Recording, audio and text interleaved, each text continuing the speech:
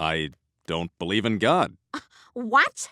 Brian, how can you say that? Welcome to Watch Mojo, and today we're counting down our picks for the top 10 times Family Guy tackled serious issues. I mean, certainly the love between a man and a woman should be sacred, but... Who's talking about love? We're talking about marriage. Well, don't you love Mom? Come on, Lois, look at her. Oh, God, what have I done? I knew smoking was bad, but I still sold my soul. You can't just buy a bar mitzvah. It requires a lot of study. Can we skip that part? For this list, we'll be looking at episodes where Family Guy took on a sensitive topic or a controversial issue. What serious issue tackled by Family Guy stood out to you? Let us know in the comments. If you like what you're hearing, be sure to check out the full song at the link below.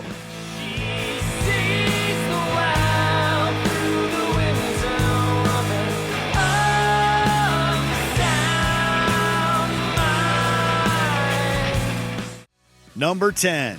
Chris dates a girl with Down syndrome.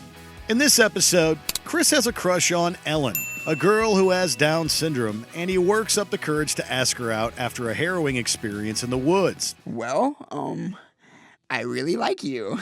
And I was wondering if maybe, you want to go out on a date with me. You want me to be your girlfriend?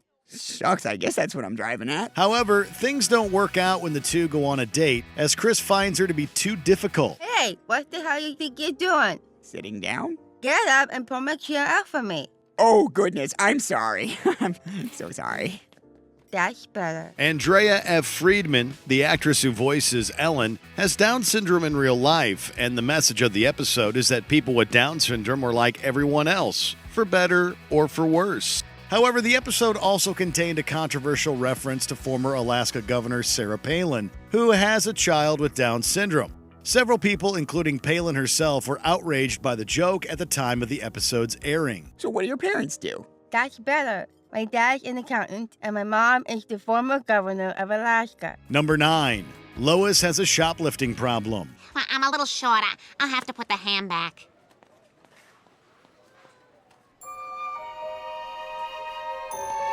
The reason Lois engages in this illegal activity is because of the rush it gives her when she gets away with it. She ends up going to prison when she's eventually caught, and her family's life ends up being complicated when they break her out and have to go on the lam with her. I think I got an idea of how to smuggle you out. Bye-bye. Take care now.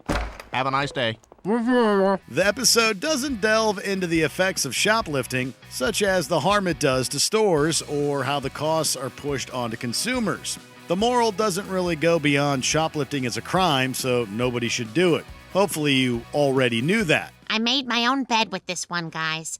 I'm just gonna have to pay my debt to society. Number 8. Brian admits to being an atheist. Ugh, Mom, you sound like a non-believer. Brian, you're a thoughtful person. Are you willing to open yourself up to God's truth? Oh, you're barking up the wrong tree, Meg. I'm an atheist. Considering himself a dog of great intellect, Brian has found no need to belong to any particular religion. When Meg asks Brian to lead the Griffin family in prayer, he comes out to the family as an atheist. I don't believe in God. What? Brian, how can you say that? Upon discovering this revelation, the whole town of Quahog treats Brian like he's an outcast. In American society, atheists don't get the warmest reception, and this episode playfully exaggerates the unpopularity of atheism. Family Guy creator Seth MacFarlane, who also does the voice of Brian, is a vocal atheist and a critic of religion. But what is there to believe in without God? Where do the answers come from? Well, that's all part of the human experience. It's what we're here to find out. And I bet you that the real answer to the nature of our existence is going to be more unimaginably amazing than we can possibly conceive. Number 7. Brian Griffin fights for marriage equality. Brian's cousin Jasper plans to enter a same-sex marriage, but it's threatened because Adam West is considering issuing a ban. Some breaking news today when Mayor West announced he will sign a citywide ban on gay marriages next week. While controversial, it has nonetheless effectively distracted all of us from the Diggum fiasco. To stick up for his cousin, Brian tries to change people's minds about gay marriage, including Lois. With this take on gay marriage, Family Guy comments on the hypocrisy of people who pretend that letting LGBTQ+ people get married is a threat while such people don't respect their own marriage. What if Brian's right? I mean, certainly the love between a man and a woman should be sacred, but... Who's talking about love? We're talking about marriage. Well, don't you love Mom? Come on, Lois, look at her. So 2 straight people who hate each other have more of a right to be together than 2 gay people who love each other? That's what we raised you to believe. The show also pokes fun at politicians who use the issues like marriage equality as a political distraction from their own failures, such as Mayor West with his Dig 'em statue. I'm sorry, Mayor West. Well, you were only doing what you thought was right, Brian. And hey, you've distracted everyone from the Dig 'em statue, so I guess we don't need this bill anymore. Number 6. The Griffins befriend a Jewish man. Given how irresponsible Peter is, it isn't surprising that he's no good with money. So perhaps you'd be interested in something every homeowner cannot be without: volcano insurance. Go on. According to my uncle, who's a real whiz with volcanoes, a volcano is coming this way. I, too, have an uncle. Come in. When he's helped by accountant Max Weinstein, Peter assumes the man is good with finances because he's Jewish. Impressed with his Jewish friend, Peter pushes for Chris to convert to Judaism in the hopes that becoming Jewish will provide Chris with a better life. Oh, Lois, I'm gonna make Chris Jewish. What are you talking about? He thinks if Chris is Jewish, he'll become smart. Various stereotypes about Jewish people are explored and poked fun at in this episode.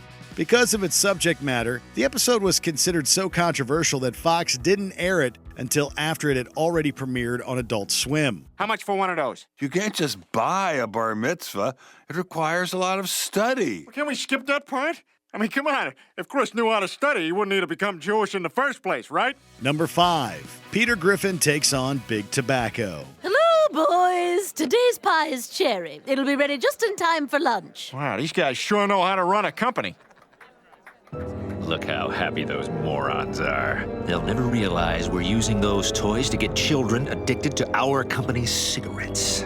After the El Dorado Cigarette Company buys out the Happy-Go-Lucky Toy Factory, Peter finds himself working for the organization. He finds the job to be lucrative and is quickly promoted to president of the company. However, this doesn't sit well with Lois and the rest of his family, who find Peter doing the bidding of Big Tobacco to be morally reprehensible. Oh, God, what have I done? I knew smoking was bad, but I still sold my soul. And for what? Martha Stewart? Come on, kids. We gotta put a stop to this. Now! The episode satirizes tactics cigarette companies use to deflect blame, such as lobbying Congress, and tactics they use to target consumers through advertising mascots like the Marlboro Man and Joe Camel. Timmy, where's Lassie? She's out in the orchard, Ma. Peaches are coming in mighty early this year. Smoke. You know what they say, Timmy. Early peaches, long summer. Smoke. What's that, Lassie? Are you smoking yet? Number 4. The Griffins deal with immigration. Boy, I never knew it'd feel this good to love my country. It's like loving God or a step-parent. You never really feel them love you back, but that's okay because they got other stuff going on, and you understand. With a newfound sense of patriotism after attending a parade celebrating military vets, Peter becomes fiercely anti-immigrant. However, because of an office policy he pushed for that required his company to verify every employee's legal status, Peter finds out that he wasn't born in the USA, but actually Mexico. I was so afraid of being judged by the community that I never filled out the paperwork to make you a citizen. Mom, what are you saying? Peter, as far as the U.S. government is concerned, you're an illegal Mexican immigrant. Unable to pass a citizenship test, his status is considered undocumented, and he discovers what life is like on the other side of the immigration debate.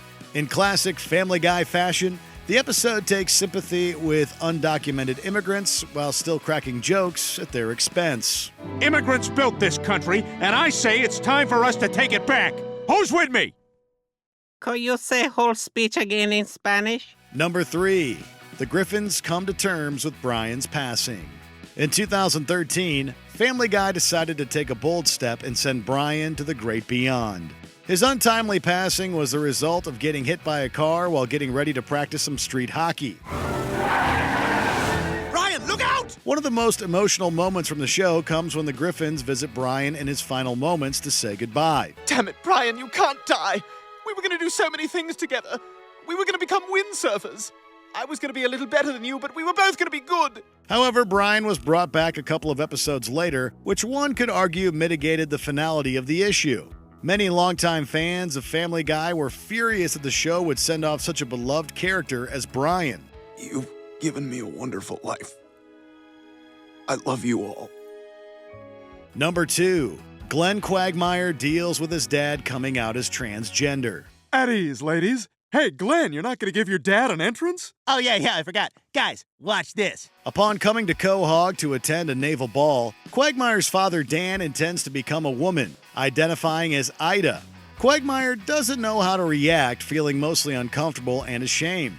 Of course, Peter is completely unenlightened on the subject, and when the Griffins host Quagmire and Ida, he raises questions that are stupid and pointless related to the gender reassignment surgery. But I did put a lot of planning into the meal. Yeah, we went down the list. Nothing with wieners, nuts, or grapes. Out of respect. After the episode aired, several LGBTQ+ groups, including GLAAD, raised objections, finding the episode transphobic. And it isn't hard to see why with the jokes made at trans people's expense, including a subplot where Brian is horrified to discover Ida is trans after having hooked up with her. Oh, man, what do we call him now? We still call him Dan? No, and I'm not crazy about the name change. What is it, like Danielle or Dana? No, Ida.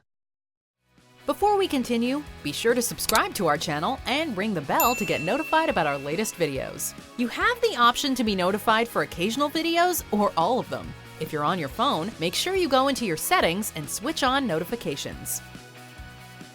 Number 1. Peter and Lois Griffin debate matters of life and choice. You needn't look any further than the title of the episode to see the amount of sensitivity Family Guy was going to give this subject. To help out a friend, Lois becomes a surrogate mother, but due to a tragedy, Lois has to choose whether or not to continue her pregnancy. However, Peter becomes opposed to terminating it, and the issue becomes contentious. Peter, what the hell are you doing? Have you lost your mind?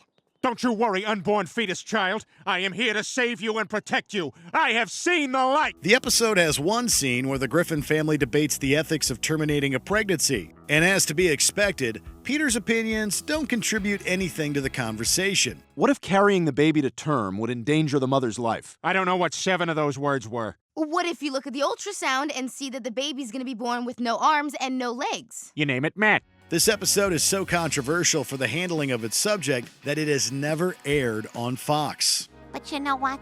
It's one more person to share the world with. Another little voice in the back seat of the car. One more Griffin to love and to love us in return. We had the abortion. Do you agree with our picks? Let us know in the comments. And hey, if you're a fan of the song playing right now, be sure to check out the music video for it right here.